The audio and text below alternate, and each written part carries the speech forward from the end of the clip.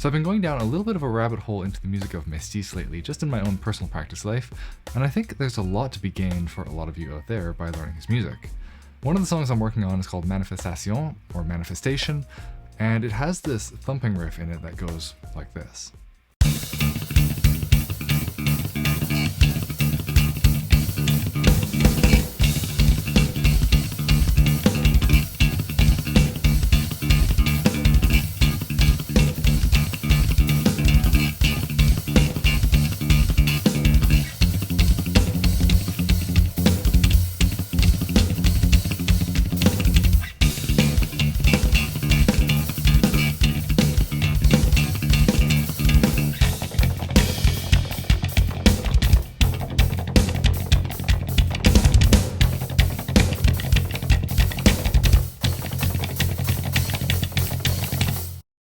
This is my new top pick for the first thumping riff that you should learn if you are just getting into the technique. Obviously, I have a bunch of videos that go over the technical details of how to learn thumping, hand position, finger position, all that sort of stuff. If you haven't seen that, definitely check out the link. I will leave it up in the eye here in the corner. There are tons of very difficult thumping riffs out there, Tosin, but there aren't that many good beginner-friendly ones. So this is my new top pick for what you should learn if you are just kind of learning the technique and want to do something a little more musical with it. So in today's video, we're just going to be doing a high-level breakdown of this riff. We're not going to be going into all that nitty-gritty detail about thumb position, wrist position, all that sort of stuff that you can find in the aforementioned video. But I do want to give you the tools to be able to work on this riff and hopefully gain something musical out of it as well. If you appreciate these kind of tutorials and want to support the channel, then I'll leave my Buy Me a Coffee link down in the description below. All donations are greatly appreciated as they help me make this a full-time job and continue making these videos for you. If you want to support the channel on a more regular basis, then I will also put my Patreon down in the description below for you to check out. Let's get into this riff and see what's going on. So there are only two right hand patterns that occur in this entire riff, and they're tied to what note is being played with the left hand. If we play a D, or fret 3 on string 7, we're going to be doing pattern 1. If we're ever playing the note F, that's going to be either fret 6 up here on string 7 or fret 1 in our drop E tuning on string 8. So either of these Fs, we're going to be playing pattern 2. So just remember pattern 1 if you're playing a D, pattern 2 if you're playing F. So let's begin by looking at pattern 1. We're going to ignore the left hand for now and just look at this right hand. The groupings go like this: 4, 4, 3, 3, 4, 4, 4, 4. So that's 2 groups of 4, 2 groups of 3, and then 4 groups of 4.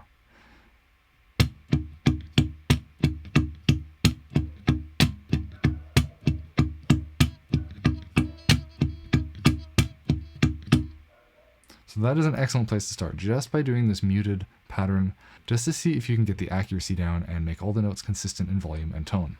From there, we're going to then press in the first note of every grouping. So it sounds like this.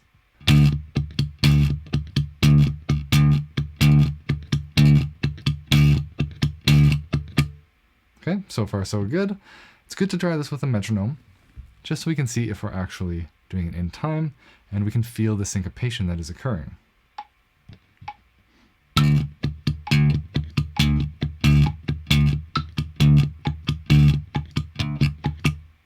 The next thing we're going to add after playing the first note of each grouping is the final 2 notes of the entire pattern. So on that last group of 4, you're going to play the first and the third and the fourth pressed. The second will still be muted. So when we pluck the index and middle, we're going to press that note. So we got some left hand up and down coordination to work on there. The whole thing now will sound like this.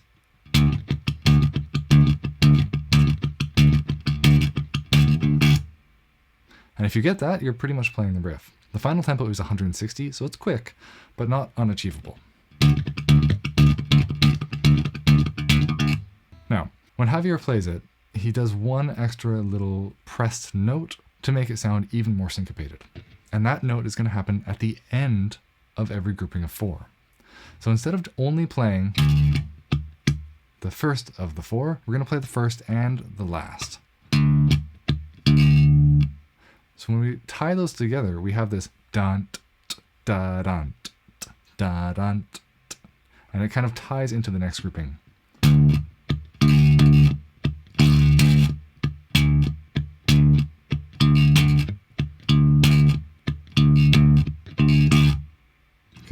So it starts to bleed over. That is going to take a little bit of practice to get the coordination to press on the 4th 16th note of every beat. It's not a place we normally press down, but it adds so much to this riff. So instead of just, we're going to then have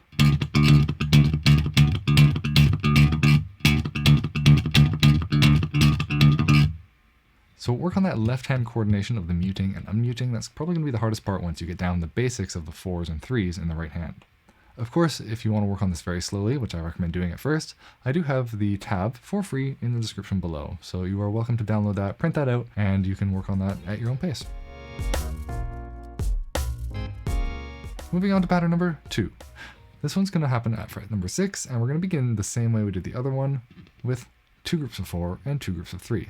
Following that, this is where we deviate. We have a group of 4, followed by 2 more 3s, a 4 and a 2. So I'll play it with the numbers on the screen so you can see these groupings.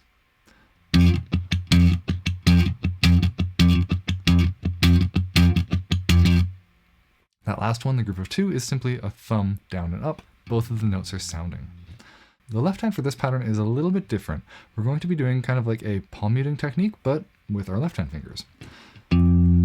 So we have our pitched note on fret 6, and then you're going to lay your fingers across string 7 and pull them back until they're nice and tight, close to that fretted note, and you are getting a palm muted sound.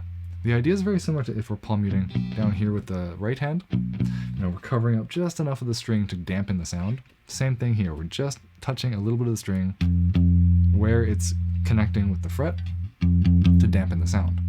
If you press too hard, of course you're going to fret other notes, and if you don't press hard enough, you're just going to get a regular note. So it's pretty easy to tell if you're doing it wrong. You'll just have to get used to where that sweet spot is and what it feels like physically. So this is what you're going to hold for the whole part of this pattern 2.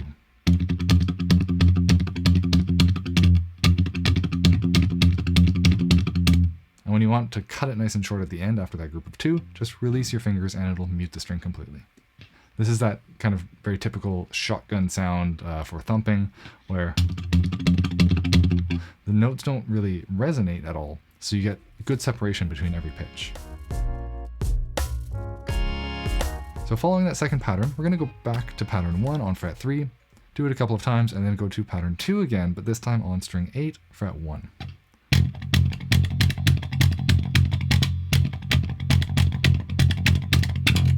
Because fret 8 has a little more heft to it and it wants to resonate more, we have to stretch the fingers out just a little bit to get that same muting effect, just so it doesn't go crazy. Because if you pull your fingers tight, the string just still vibrates.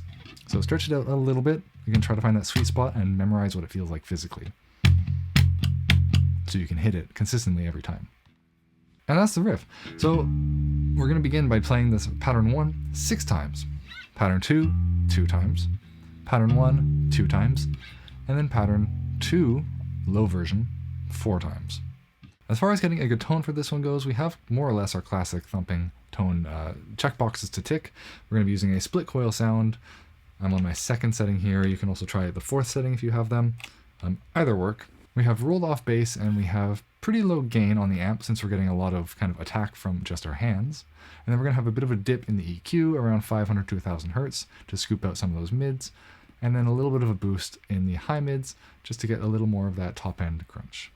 If you don't want to go through the trouble and you also have Neural DSP's Archetype Abassi, then I have a preset for my Javier split coil thump tone. It is in my Patreon. I'll link it below if you're curious.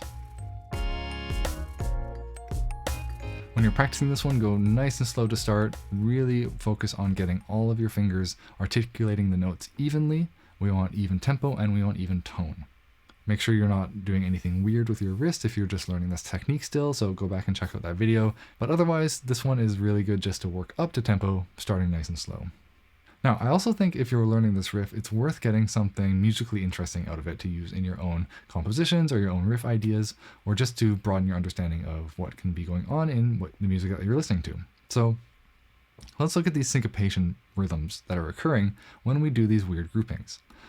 In pattern 1, we have 4, 4, 3, 3, and then a group of 4s.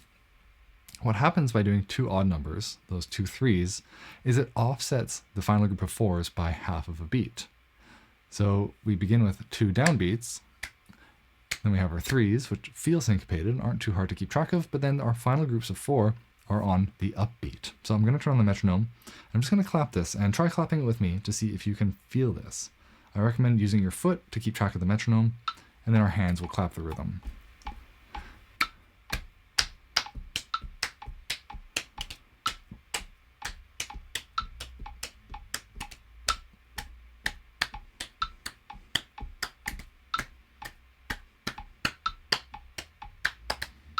If you want to practice a simpler version of this, you can simply do 1 measure of downbeats and then 1 measure of upbeats to feel the distinction between them.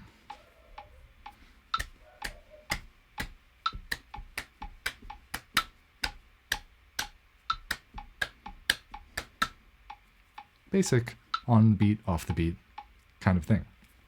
In pattern 2, it doesn't feel as weird because we quickly return to the beat with those other 3s that happen in the latter half. So that one will sound like this. I got my foot going, 3, 4.